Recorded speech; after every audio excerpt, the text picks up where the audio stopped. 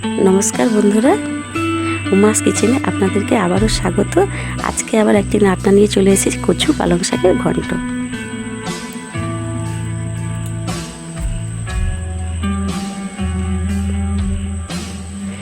কড়াইতে কিছুটা পরিমাণ জল দিয়ে দিলাম, তাতে ধুয়ে রাখা কচুগুলোও দিয়ে দিলাম।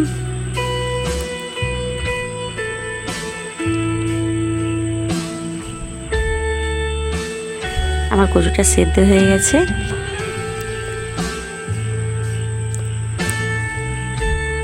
আমি একটা পাত্রে কচুগুলো ঢেলে নেব।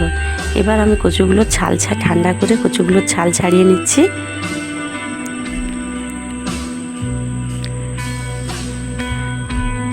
কিছু কচু আছে চট করে ছাল ছাড়ানো হয়ে যায়, এগুলো একটু আটকে যাচ্ছে, সহজে ছাড়ানো হচ্ছে না, খুব আস্তে আস্তে আমাকে ছাড়াতে হচ্ছে। এবার আমি কড়াইতে পরিমাণ মতো সরষের তেল দিয়ে তাতে কেটে রাখা গাজরগুলোও দিয়ে দিলাম। আমি গাজরটাকে ভালোভাবে নাড়াচাড়া করে নিচ্ছি।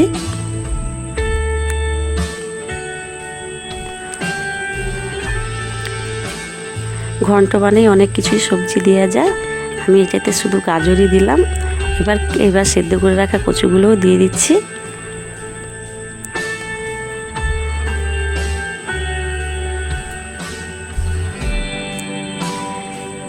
কচুটাকে দিয়ে ভালোভাবে নেড়ে নিচ্ছি।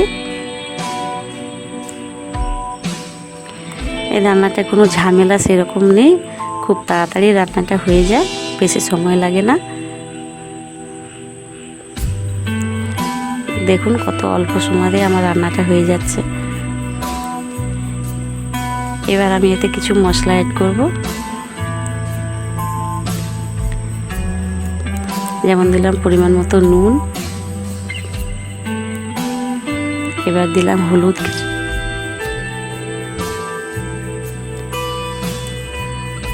আবারও দিলাম জিরে গুঁড়ো, এবার লঙ্কার গুঁড়ো। এটাও ভালোভাবে নেড়ে নিচ্ছি।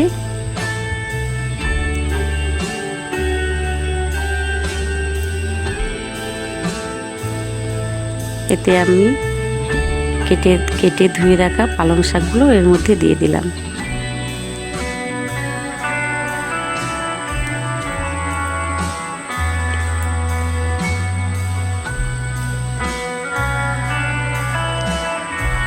পালং শাকটাও দিয়ে আমি ভালোভাবে নেড়ে নিচ্ছি।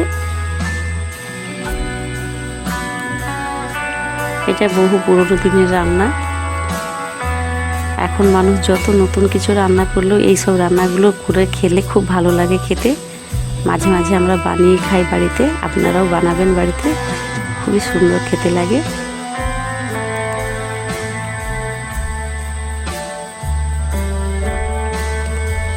কিছুটা সময় ঢেকে দিলাম, আবারও আমি ভালোভাবে নেড়ে নিচ্ছি। আমার প্রায় শাকগুলো সিদ্ধ হয়ে গেছে, দেখুন।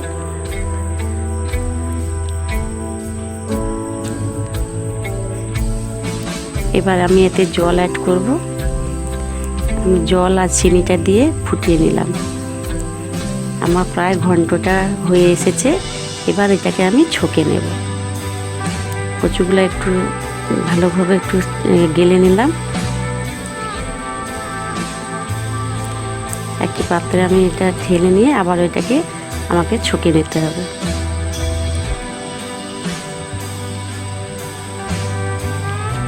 কড়াইতে কিছুটা পরিমাণ সরষের তেল দিয়ে দিলাম 5 ফোড়ন, 2টো শুকনো লঙ্কা, আবার কিছুটা পরিমাণ পেঁয়াজ কুচানো।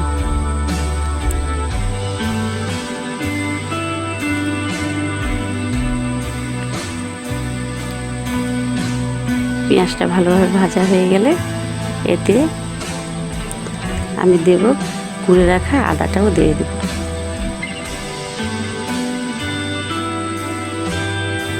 দেখুন এইভাবে আমার পেঁয়াজটা ভাজা হয়ে যাচ্ছে।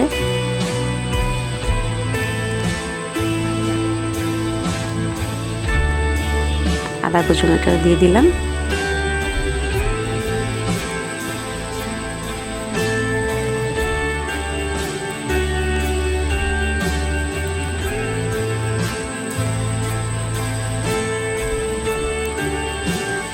ভালোভাবে নাড়াচাড়া করে নিয়ে ভেজে নিলাম ফোড়নটা। এবার আমি এর মধ্যে সেদ্ধ করে রাখা কচু আর পালং শাকের তরকারিটা দিয়ে দিচ্ছি।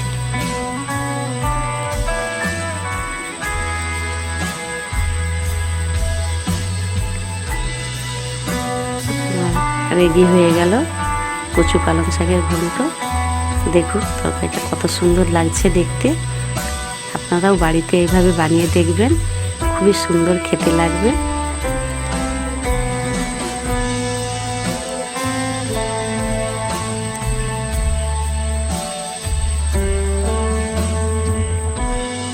আমাদের রেডি হয়ে গেছে। এতে কিছুটা গরম মশলা দিয়ে আমি সার্ভ করলাম। ভালো লাগলে একটা লাইক, শেয়ার এবং সাবস্ক্রাইব করবেন।